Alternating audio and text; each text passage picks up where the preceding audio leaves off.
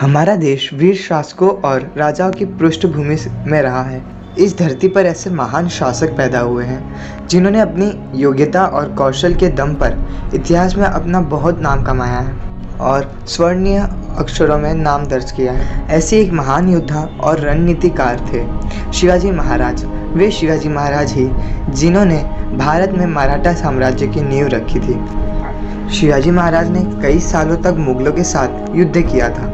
सन 1674 में रायगढ़ महाराष्ट्र में शिवाजी महाराज का राज्याभिषेक किया गया था। तब से उन्हें छत्रपति की उपाधि प्रदान की गई। इनका पूरा नाम शिवाजी राजे भोसले था और छत्रपति इनको उपाधि में मिली थी। शिवाजी महाराज ने अपनी सेना सुसंगठित प्रदर्शन इकाइयों की सहायता से एक योग्य एवं प्रगतिशील प्रशासन प्रदान किया था। शिवाजी महाराज ने भारतीय समाज के प्राचीन हिंदू राजनीतिक प्रथाओं और मराठी एवं संस्कृत को राजाओं की भाषा शैली बनाया था। शिवाजी महाराज अपने शासनकाल में बहुत ही ठोस और चतुर किस्म के राजा थे और भारत की आज़ादी में अपना खून तक बहा दिया। महान योद्धा छत्रपति शिवाजी महाराज का जन्म 19 फरवरी 1630 में शिवनेरी दुर्ग में हुआ था। उनके पिता का नाम शाहजी भोसले और माता का नाम जीजाबाई था। शिवनेरी दुर्ग पुणे में के पास है। शिवाजी का ज़्यादा जीवन अपने माता जीजाबाई के साथ बीता था। शिवाजी महाराज बचपन से ही काफ़ी तेज और चालाक थे।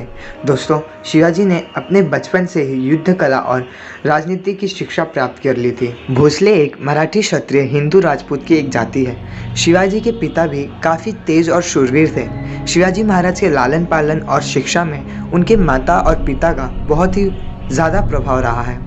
उनके माता और पिता शिवाजी महाराज को बचपन से ही युद्ध की कहानियाँ तथा उस युग की घटनाओं को बताया करते थे। खासकर उनकी माँ उन्हें रामायण और महाभारत की प्रमुख कहानियाँ सुनाती थी, जिन्हें सुनकर शिवाजी महाराज के ऊपर बहुत ही बड़ा असर पड़ा था। शिवाजी महाराज का विवाह सन 14 मई 1660 में साईबाई निंबालकर के साथ हुई थी। दोस्तों, शिवाजी महाराज के सैनिक वर्चस्व की बात की जाए तो सन 1660 और 1641 के समय बीजापुर महाराष्ट्र पर विदेशियों और राजनेताओं के आक्रमण हो रहे थे। शिवाजी महाराज मावलों को बीजापुर के विरुद्ध इकट्ठा करने लगे। मावल राज्य की सभी जाति के लोग निवास करते हैं। बाद में शिवाजी महाराज ने इन मावलों को एक साथ आपस में मिलाया और मावला नाम दिया। इन मावलों ने कई सारे दुर्ग और महलों का निर्माण करवाया था। इन मावलों ने शिवाजी महाराज का बहुत ही ज़्यादा साथ दिया। बीजापुर उस समय आपसी संघर्ष और मुगलों के युद्ध से परेशान था, जिस कारण उस समय के बीजापुर के सुल्तान आदिल शाह ने बहुत से दुर्गों से अपनी सेना हटाकर उन्हें स्थानीय शासकों के हाथों में सौंप दिया था। तभी अचानक बीजापुर के सुल्तान बीमार पड़ गए थे और इसी का फ़ायदा उठाकर शिवाजी महाराज ने अपना अधिकार जमा लिया था। शिवाजी ने बीजापुर के दुर्गों को हथियाने में नीति अपनाई और पहला दुर्ग तोरण का दुर्ग अपने कब्जे में कर लिया। तोरण का दुर्ग पूना में है, यानी कि पुणे में है। शिवाजी महाराज ने सुल्तान आदिल शाह के पास अपना एक दूत भेजकर खबर भिजवाई थी कि अगर आपको यह किला चाहिए तो अच्छी रकम देनी होगी। किले के साथ साथ उनका क्षेत्र भी उनको सौंप दिया जाएगा। शिवाजी महाराज इतने तेज और चालाक थे कि आदिल शाह के दरबारियों को पहले से ही खरीद लिया था।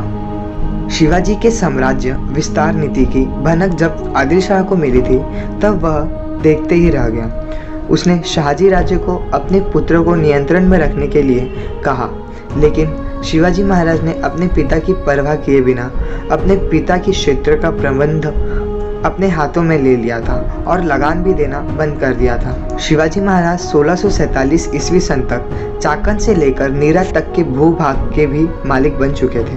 अब शिवाजी महाराज ने पहाड़ी इलाकों से मैदानी इलाकों की ओर चलना शुरू कर दिया। शिवाजी ने कोकण और कोकण के 9 अन्य दुर्गों पर अपना अधिकार जमा लिया। शिवाजी महाराज को कई देशी और कई विदेशी राजाओं के साथ साथ युद्ध करना पड़ा और वे सफल भी हुए। एक बार बीजापुर के सुल्तान शिवाजी महाराज की हरकतों से पहले ही गुस्से में थे। सुल्तान ने शिवाजी महाराज के पिता को बंदी बनाने का आदेश दिया।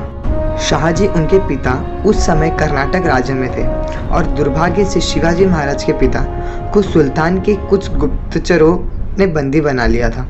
उनके पिता को एक शर्त पर रिहा किया गया कि शिवाजी महाराज बीजापुर के किले पर आक्रमण नहीं करेगा। पिताजी की रिहाई के लिए शिवाजी महाराज ने भी अपने कर्तव्य का पालन करते हुए 5 सालों तक कोई युद्ध नहीं किया और तब शिवाजी महाराज ने अपनी विशाल सेना को मजबूत करने में लगे रहे थे। शाहजी की रिहा के समय जो शर्तें लागू की गई थी उन शर्तों में शिवाजी ने पालन तो किया, लेकिन बीजापुर के साउथ के इलाकों में अपनी शक्ति को बढ़ाने में अधिक ध्यान दिया था। पर इसमें जावली नामक राज्य बीच में रोड़ा बना हुआ था। उस समय यह राज्य वर्तमान में सतारा, महाराष्ट्र के उत्तर और वेस्ट के कृष्णा नदी के पास था। कुछ समय बाद शिवाजी ने जावली पर युद्ध किया और जावली के राजा के बेटों ने शिवाजी महाराज के साथ युद्ध किया और शिवाजी ने दोनों बेटों को बंदी बना लिया था और किले की सारी संपत्ति को अपने कब्जे में कर लिया था और इसी बीच कई मावल शिवाजियों के साथ मिल गए थे। मुगलों के शासक औरंगजेब का ध्यान उत्तर भारत के बाद साउथ भारत पर गया। उसे शिवाजी महाराज के बारे में पहले से ही मालूम था। औरंगजेब ने दक्षिण भारत में अपने मामा शाइस्ता खान को सूबेदार बना दिया था। शाइस्ता खान अपने 1.5 लाख सैनिकों को लेकर पुणे पहुंच गया और उसने 3 साल तक लूटपाट की। एक बार शिवाजी महाराज ने अपने 350 मावलों के साथ उन पर हमला कर दिया था। तब शाइस्ता खान अपनी जान निकालकर भाग खड़ा हुआ और शाइस्ता खान को इस हमले में अपनी 4 उंगलियां खोनी पड़ी थी। इस हमले में शिवाजी महाराज ने शाइस्ता खान के पुत्र और उनके 40 सैनिकों का वध कर दिया था। उसके बाद औरंगजेब ने शाइस्ता खान को दक्षिण भारत से हटाकर बंगाल का सूबेदार बना दिया था। इस जीत से शिवाजी की शक्ति और मजबूत हो गई थी, लेकिन 6 साल बाद शाइस्ता खान ने अपने 15,000 सैनिकों के साथ मिलकर शिवाजी महाराज के कई क्षेत्रों को जलाकर तबाह कर दिया था। बाद में शिवाजी ने तबाही को पूरा करने के लिए मुगलों के क्षेत्रों में जाकर लूटपाट शुरू कर दी। सूरत उस समय हिंदू मुसलमानों का हज पर जाने का एक प्रवेश द्वार था। शिवाजी ने 4,000 सैनिकों के साथ सूरत के व्यापारियों को लूटा, लेकिन उन्होंने किसी भी आम आदमी को अपनी लूट का शिकार नहीं बनाया। शिवाजी महाराज को आगरा बुलाया गया, जहां उन्हें ऐसा लगा कि उन्हें उचित सम्मान नहीं दिया गया है। इसके खिलाफ उन्होंने अपना रोष दरबार पर निकाला और औरंगजेब पर छल का आरोप लगाया। औरंगजेब ने शिवाजी महाराज को कैद कर लिया था और शिवाजी महाराज पर 500 सैनिकों का पहरा लगा दिया था। कुछ ही दिनों बाद 1666 को शिवाजी महाराज को जान से मारने का औरंगजेब ने इरादा बना लिया था, लेकिन अपने बेजोड़ साहस और युक्ति के साथ शिवाजी और संभाजी दोनों कैद से भागने में सफल हो गए। संभाजी को मथुरा में एक ब्राह्मण के यहाँ छोड़कर शिवाजी महाराज बनारस चले गए थे और बाद में सकुशल राजगढ़ आ गए। औरंगजेब को जयसिंह पर शक आया और उसने विष देकर उसकी हत्या कर दी। जसवंत सिंह के द्वारा पहल करने के बाद शिवाजी ने मुगलों से दूसरी बार संधि की। 1670 में सूरत नगर को दूसरी बार शिवाजी महाराज ने लूटा था। यह शिवाजी महाराज को 132 लाख की संपत्ति हाथ लगी थी और शिवाजी ने मुगलों को सूरत में फिर हरा दिया था। सन 1674 तक शिवाजी ने उन सारे प्रदेशों पर अधिकार कर लिया था जो पुरंदर की संधि के अंतर्गत उन्हें मुगलों को देने पड़े थे। बालाजी राव जी ने शिवाजी का संबंध मेवाड़ के सियोदिया वंश से मिलते हुए प्रमाण भेजे थे।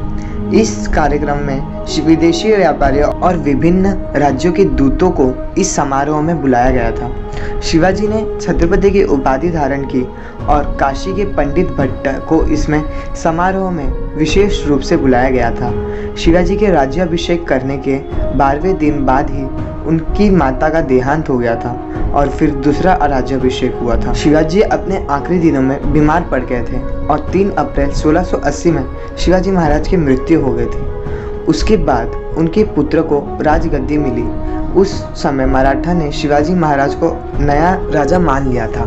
शिवाजी की मौत के बाद औरंगजेब ने पूरे भारत पर राज्य करने की अभिलाषा को पूरा करने के लिए अपनी 5 लाख सेना को लेकर दक्षिण भारत का रुख किया।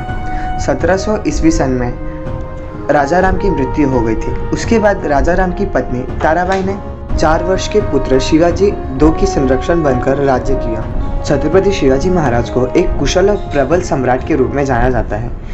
शिवाजी को बचपन में शुरुआती शिक्षा ठीक नहीं मिल पाई थी, लेकिन शिवाजी भारतीय इतिहास और राजनीति से करते हैं। शिवाजी महाराज की एक गमिनी कावा नामक कूटनीति है, जिसमें दुश्मन पर अचानक युद्ध करके उसे परास्त किया जा सकता है। इसलिए शिवाजी महाराज को एक महान शासक के रूप में याद किया जाता है। आज भले ही हम सबके बीच शिवाजी महाराज का सिर्फ इतिहास रह गया हो, लेकिन उनके जीवन चरित्र आज भी हम सब व्यक्ति के लिए प्रेरणादायक है। अगर कुछ बड़ा करने की जिद हो तो उसे पाना आसान हो जाता है। शिवाजी महाराज की तरह हमें भी अपना जीवन सामान्य जीने के बदले महान बनाना चाहिए और कुछ ऐसा करना चाहिए जिससे इस समाज का भला हो सके और हमारा देश उन्नति कर सके। दोस्तों, अगर आपको यह वीडियो पसंद आया हो तो इस वीडियो को लाइक करिए, चैनल को सब्सक्राइब करिए और बेल आइकन दबाए बिना यहाँ से मत जाइएगा। Thanks for watching friends, bye.